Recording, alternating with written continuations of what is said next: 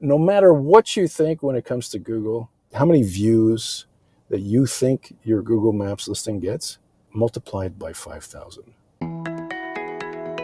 You're listening to the Future of Convenience podcast, brought to you by Global Convenience Store Focus, featuring senior retail executives and experts in the global convenience, fuels, and mobility retail industry. Hosted by Dan Munford, Nick Scherzer, and Carolyn Schnare. Welcome to the Future of Convenience podcast. I'm Carolyn Schnare, and I'm joined by my co-host, Nick Scherzer. Hey, Nick. Hey, Carolyn. How are you? I'm doing great. And today we're going to be talking about location. And for retailers, not only does great location mean a bit more foot traffic, but even more importantly, you have to let them know you're there. You have to let them know what you have. And we're going to hear a little bit about that. Before we get started, Kempower designs and manufactures reliable and user-friendly DC fast charging solutions for electric vehicles. The company's vision is to create the world's most desired EV charging solutions for everyone, everywhere.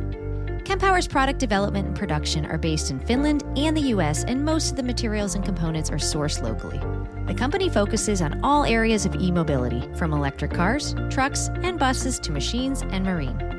Learn more at kempower.com. We're joined by Trevor Nadeau, who's the founder and owner of Local Knowledge. And Trevor, welcome to the show. Thank you very much. Very happy to be here. Trevor, you and I met in Saudi Arabia last year, and you're dialing in today from Dubai, if I'm not mistaken. That's where I am. I'm actually sitting at a parking lot of a gas station convenience store, so I thought it was appropriate to be doing that from here. Absolutely, that's very appropriate. And as Carolyn said, we're talking about location today, and specifically digital location management. And it's something you and I were talking about in Saudi last year, and it really got our attention in terms of the importance of this and some of the pitfalls in terms of ignoring it, retailers spending a huge amount of money on digital strategies, and almost in some ways, I guess you could call it a blind spot potentially for when it comes to thinking about digital location management. Trevor, do you want to tell us a bit about what this is about, what are the benefits, and some of the dangers of not managing your locations digitally? Oh, that's a lot. So digital location management is basically taking care, making sure that you have an accurate digital presence on the digital platforms that most consumers are using. And depending on the market you're in most cases, it's going to be Google Maps or Google Search. And in other parts of the world, there's other platforms. In China, there's Baidu and AMAP, and Korea, there's Naver, and Bing is a big player in Europe and North America, and in the CIS countries, you've got Yandex, which is like the Russian Google. So all of these. I'm still using Netscape. Is that okay? Yeah. No, I'm just kidding. I just bought some VHS tapes for watch this weekend. So. Oh, cool. You and I would get along well. Anyways, so all of these different platforms are what consumers are using, and so many retailers just think about maps and getting found as this little map pin or little pin that you see on a map, and there's your business name, and somebody can find it. But that's really just the tip of the iceberg, and I really love our business. I founded it about 2013 after being in the Yellow Pages for a long time, and there's really so much more about your location on a map. And what I love about what we do is we don't even necessarily sell a service. We explain to retailers and brand owners how the whole mapping and search ecosystem works. And in most cases, nearly all cases, most all the retailers don't really realize how Google Maps listings find their way onto Google Search, right? And how when you use a voice assistant like Siri, everybody kind of makes this assumption, I guess using Google. but it's a different platform. It's actually Apple Maps. So it's kind of really nice. Most of our presentations, and if I speak to an audience or we're meeting with a client, um, it's more of a case of, oh my God, I didn't know that. Yeah. I got to get found there. It's Yeah. that kind of thing. Because Trevor, thinking of it from and using Google Maps as an example, and as you said, it's certainly one of the most widely available ones. It kind of comes to the question of how do you leverage Google Maps to work for you? And so, in practical terms, if a customer is searching coffee near me or where's coffee, you want your location to be showing up. And it's the science behind how do you do that. And it's not just coffee, it's a range of products and services that you offer, right? And so kind of getting to the heart of it is this question around how do you leverage Google Maps to work for you? And that's what you guys do, right? Exactly. In Google's eyes, they want you to buy Google ads. And Yeah. in 2023, Google's revenue is $305 billion, and most all of that came from clicking on Google ads. And it truly is a bottomless pit. And uh, so many brand owners don't realize that just by optimizing, and when I say optimizing is feeding your Google listing, if you will, or your Bing listing, or whatever platform we're talking about, feeding that listing with as much information as you possibly can about what's available at that store. And it's not just the business hours and the forms of payment and the logo, um, Yeah. and and things like keywords and categories. We've all looked at Google and we've done a search for, like, oh, convenience store near me, or like you just said, Nick, coffee shop near me, whatever that may be. And then sure enough, pops listings that match that category. And you go, okay, there it is. And you go, okay, what's the nearest one? Mm. Oh, there's the brand that I like so much. Okay. So that's what we see. That's what our eyes see. But that's the tip of the iceberg.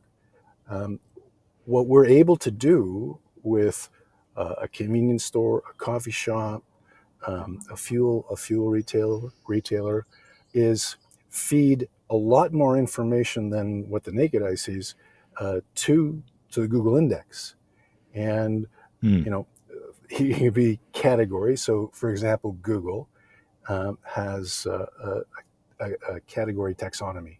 The category taxonomy comprises of about 3,500 categories. Okay, it could be car wash, convenience store, coffee shop, breakfast restaurant. There's literally thousands of them. Okay, and Mm. a convenience store is not just a convenience store, right? There's an ATM there, maybe. There's a coffee shop there.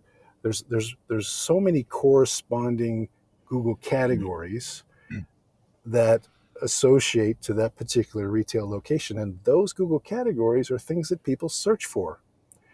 Now, what Yeah. most Mm-hmm. retailers don't know, I keep talking like everybody's not so smart, but it's just you just don't know this Yeah. stuff, right? And Google kind of doesn't want you to know it because they want you to buy Google ads.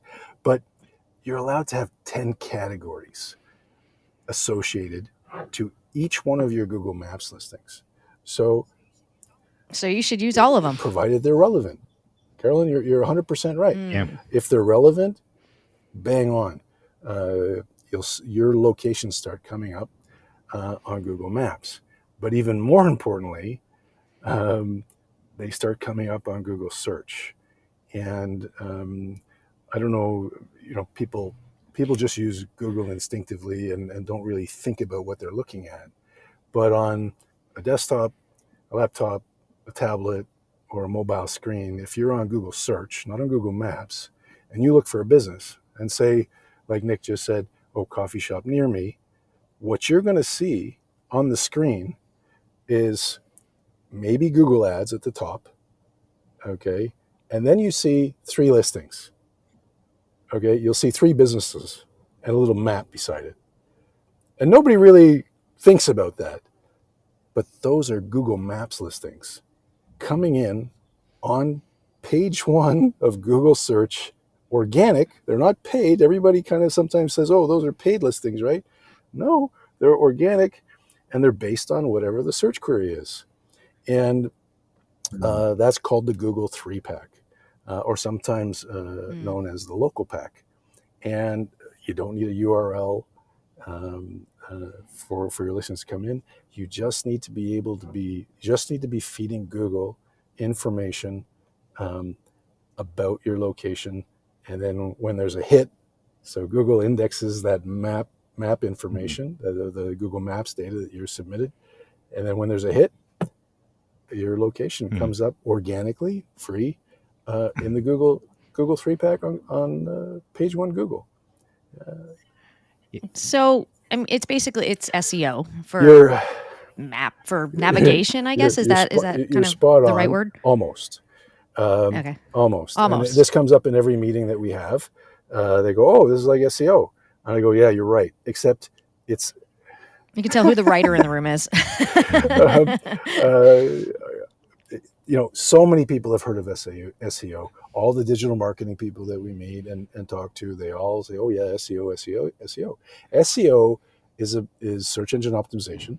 And that's about getting your website or a landing page, a URL found. Okay, that's SEO. They do it in multiple languages. It's very complex, and the brands pay a lot of money for it, and it works. We do something, and it's the industry that local knowledge is in, and digital location management is quite a large industry. We're a multi-billion-dollar industry, in fact. And what we do is something called local SEO. And local SEO is basically location search engine optimization. So we're all about helping brand owners, multiple location businesses, mom and pop shops,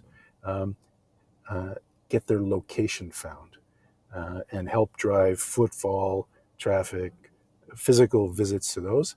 And a byproduct of that, because your Google listing or your Bing listing or your Yandex or whatever platform it happens to be, has a URL in there. It has an ordering link.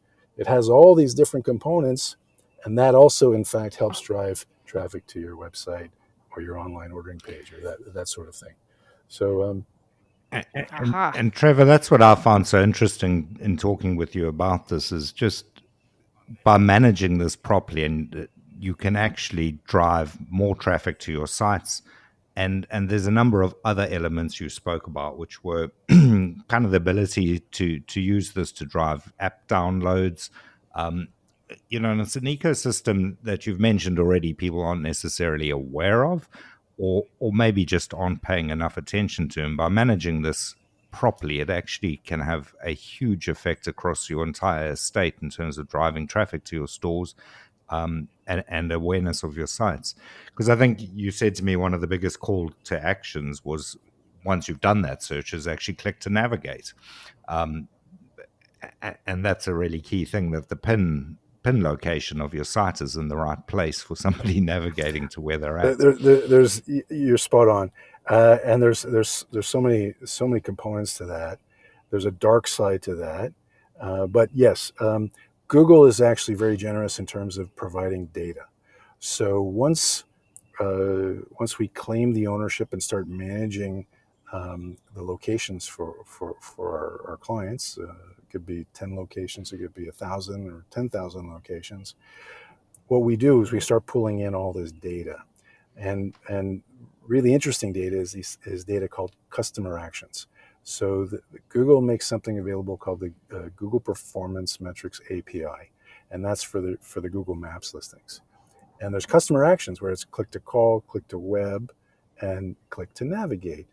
And what we see, because it's in the location space, it's always like 10, 20x higher in terms of for like inconvenience. We see 10, 20x higher click to navigate. Okay, so what ends up happening is people find either the brand that they're looking for, or they find the business that's selling the product that they're looking for, and bang, they click to navigate. The dark side of this, and I don't know if you were going to ask me, but I'll bring it up now. I was Oh, I about to was. say you referenced the dark the side, dark and I side. let you finish Yeah, there, but I was going to yeah. come in and say we got to hear the dark Darth side Darth too. Vader is around the corner here. So so so as a whole, if you look at, we'll just talk about Google, okay? So as a whole, Mhm. if you look at all the claimed locations on Google, claimed, I meaning some either an agency or the brand owner has claimed their ownership with Google, and Google acknowledges that they're the owner. So only 20% of the claimed locations on Google are actually updated and managed by either an agency or the brand. Okay, so what does Google do to try and keep the data fresh and updated? They have this program called Google Local Guide, and they've gamified it. So hundreds of millions of people around the world are Google Local Guides, and they are rewarded by Google with points and different levels of you hit this level and you go local guide 7, and then you go local guide 8, and everybody's sort of in a competition, and they're crowdsourcing data hygiene. So they're crowdsourcing getting the community using the maps to update the maps, because the brand owners, only 20% of the brand owners, are actually updating their maps. So what you see on every single Google Maps listing, claimed or not claimed, is suggest and edit. And suggest and edit is a place where a local guide goes and they click boom, and they can update the hours, update the address, update the phone number, update the URL, the website, update the ordering link, um, and they can actually move the map pin. Okay, Yeah. and this Ooh. is Well, this is the well, dark well, side. that's the part that shocked me the most when we were talking about this, and it kind of goes to your point as well. Either you don't know about it or you haven't really thought about it. As a business owner, is the ability for people to go in and edit those things, because I think probably the vast majority of people assume that information is managed and accurate when googling to find what they're looking for. Um, but without managing it, you're not really in control of what your site location data is. Yep. Um, even even without getting to the point of enhancing that information and improving it. We would love to see Google remove the suggest and edit uh, uh, attribute in listings that are Yeah. clearly managed, that are being updated and are tied to an agency. We're a Google agency, we're a Google Maps agency, we have a Google ID, and they see that Mm. we are updating these things, but they leave it. The reality is Google doesn't care. I'm going back to my point. They're really interested in selling Google ads. I, It's interaction. It's their own I SEO. hope I don't get Yeah. you guys in trouble with Google, because I'm kind of giving them a hard time.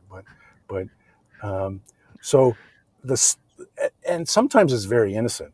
So like I won't use any brands, but the manager of one convenience store that's 500 yards away from another convenience store, all right, can go to their competitor's convenience store. Maybe I'm going to give somebody ideas now. Now Yeah, I can was going to say. suggest an edit, move the pin to where their convenience store is, hit submit, okay, and if it doesn't get curated, okay, and this person's a local guide, Google's going to accept it and move the pin, and then all of a sudden, people who think they're going to ABC convenience store start showing up at XYZ convenience store, right? So what agencies like us do, and what we do, is we kind of babysit the listings. Because what happens is Google sends a notification. Once you've claimed the ownership, Google actually has an email that they can communicate with. But those emails, 80% of the time, go ignored. So, yeah, Spam. they go Yeah, in the junk folder really. or whatever it may be, Yeah. or you get, Or or you nobody's get so tasked with it. many of them. So we manage tens and tens of thousands of locations in multiple countries.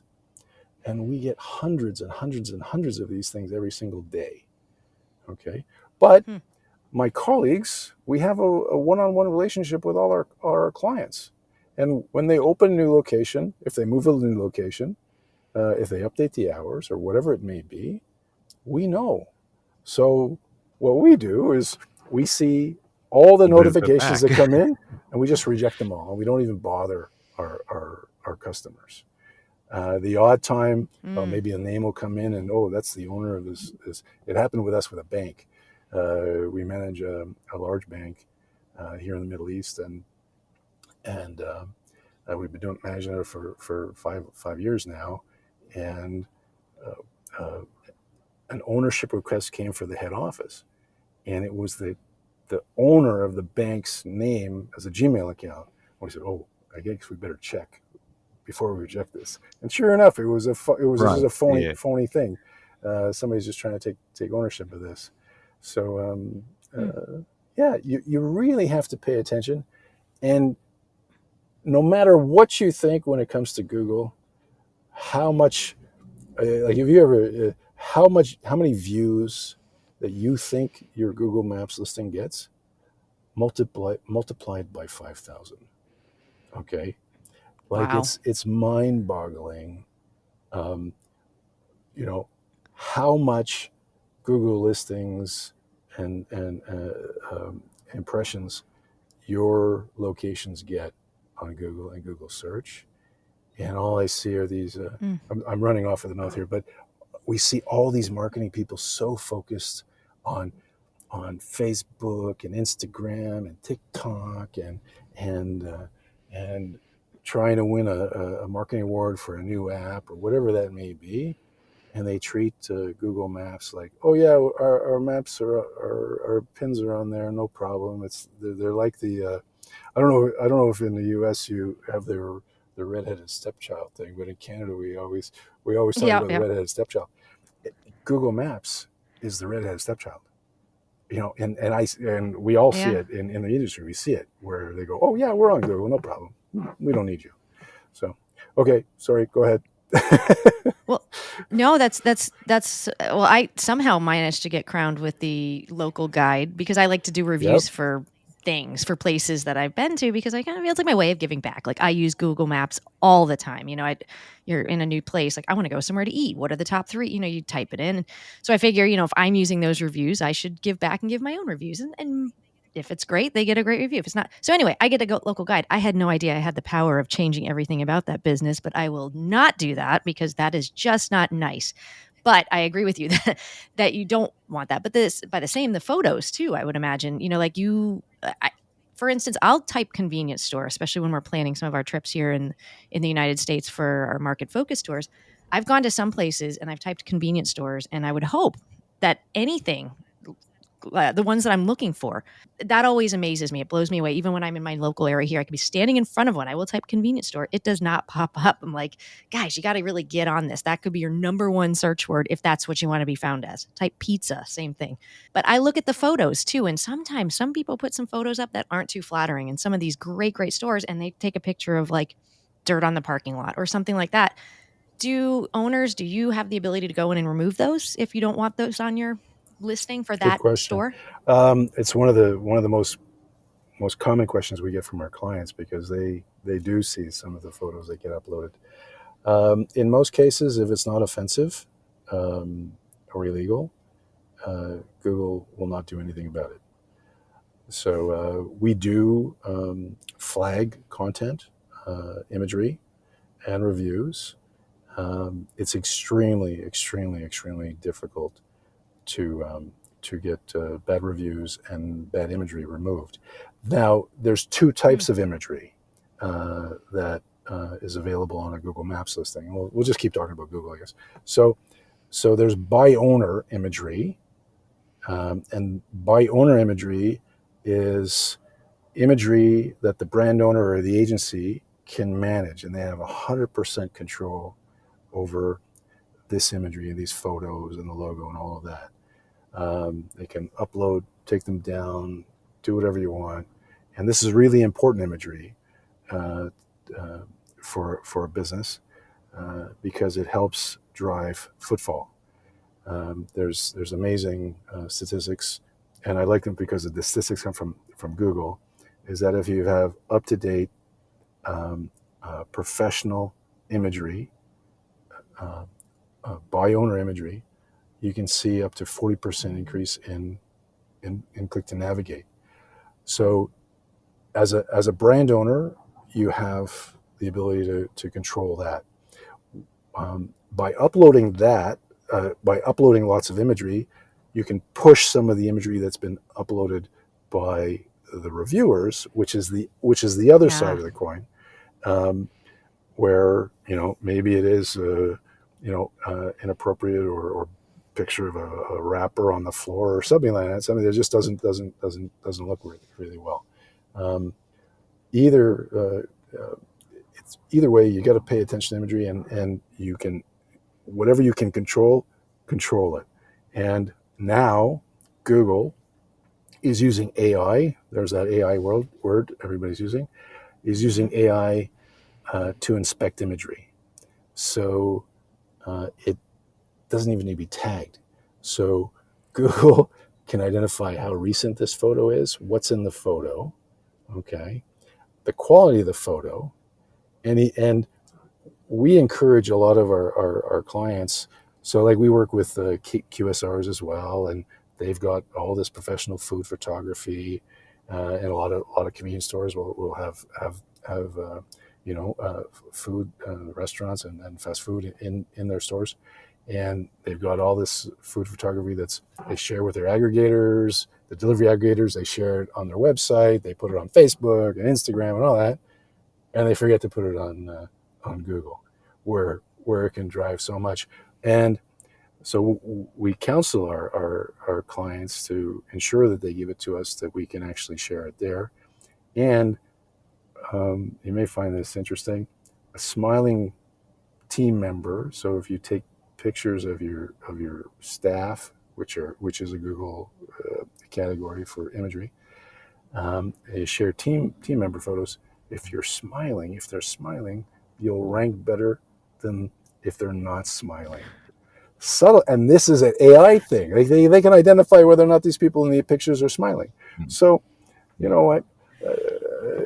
Just Yeah, feed the beast. Well, Feed the beast with good stuff. yeah, Trevor, I think that's a great way of phrasing it. Is feed the beast, and by managing this, you've spoken a lot about the the increase in traffic and sales and click to navigate, and I think to me it kind of comes back to something that's so core to retail: do the basics right first. And in a digital space, this is one of the basics. And I think, circling back to what you said at the start, is something that gets overlooked. Maybe people aren't aware of it, or it's not prioritized in the same way the website is and social media accounts and kind of those kind of things. But I think it all comes back to, in retail, if you do the basics right, you're going to grow sales.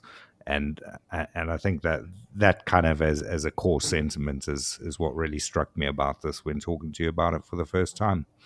Yeah, I'm sure there's a Bull Durham way we could do this, like optimize it and they will come. But is that Bull Durham? Feel the dreams. Feel the dreams. Feel the dreams. Feel the dreams. There you go. Feel the dreams. Baseball movie. It's all right. Baseball. But totally. And I said this earlier. What I so love about doing what we do is we're not a hard sales industry. We just explain how the whole ecosystem works, and people go, "Wow!" Okay, that makes sense. At a refuel event that I did in Egypt, and a couple of places I use a toothless hockey player as a slide, right? And I go, digital location management is not a do-it-yourself. It's not do-it-yourself, right? And like you're not going to do your own dentistry, right? So so why would you do this yourself? You don't know anything. You don't know anything about like local SEO and location optimization and all of that. So and especially if you have dozens or hundreds or thousands of locations too. I mean, you can do one. One can, maybe you can keep up with, maybe two or three. Yeah. But when you get in the multiples, we work with many different verticals. We work with banks, and one poor fella, they're now our client. And he goes, oh my God, when Ramadan comes, they change the hours. He goes, oh, it takes me 4 hours just to change the hours. And then I got to change them again at the end of Ramadan. And that's just on Google. I got to do it on the other platforms. We Yeah. with our dashboard, and we just do it in 2 minutes, for Right. Yeah. like 12 platforms and 500 locations done. So, Yeah. uh, It's when you know how, Trevor. That's how it works. And I think, listen, Trevor, it's been really good talking to you today. And I no, it's think not over, is it? Carolyn, No, we can keep going. We'll just go. No, We'll go. We'll do this again. I think we should do it again. And next time we talk, we'll talk about AI oh yeah, next time. great, How about that? great, That'll keep us great, busy. great. Carolyn referenced our Insight Market Focus. So that's the pre-NAC study tour that's taking place in October this year, where we'll be heading to Pennsylvania and visiting Wawa, Sheets, and Rutters there. We're looking forward to that. And Trevor, you're going to be joining us for that as well. Absolutely. I'm very, very much looking So, forward. Nick, I think Trevor's in charge of maps. He's in charge of navigation for us. Absolutely, yeah. Trevor will put you in charge of the navigation for the whole trip. Okay, sign me up. I'm Yeah. there. Good. Well, this has been really awesome. I'm so glad to have talked with you. We've learned so much, whether both the, our listeners on both the easy side, the nefarious side. So take with you what you will out of this, and be smart. Mm-hmm. Just continue to be smart. That's all I can throw out there. Final point. I was just going to say, there's a great article on Global Convenience Store Focus where Fiona interviewed Trevor, and she did a great job of telling the story as well. And so there's a good write up there, and you can obviously reach out to Trevor Local Knowledge, check out their website, and make sure you're managing your digital location information. Absolutely. Yeah, that article by Fiona was really good. It's very informative. Absolutely. It's got some great visuals provided by you in it as well. Yeah, we'll put a link to that in the show notes as well. So, well, thanks, Nick. Thanks, Trevor. Thank you, Carolyn. Thanks, Nick. Trevor, thanks. Great catching up with you. And in the meantime, thank you for listening to The Future of Convenience. You've been listening to the Future of Convenience podcast, produced by Dan Munford, Nick Scherzer, Jenna Ferguson, and Lorraine Evans. It is produced, edited, and mixed by Carolyn Schnare, and music is provided by Jukebox Music. Tune in every other Friday for new episodes, and please subscribe on your favorite podcast platform. Learn more at globalconveniencestorefocus.co.uk.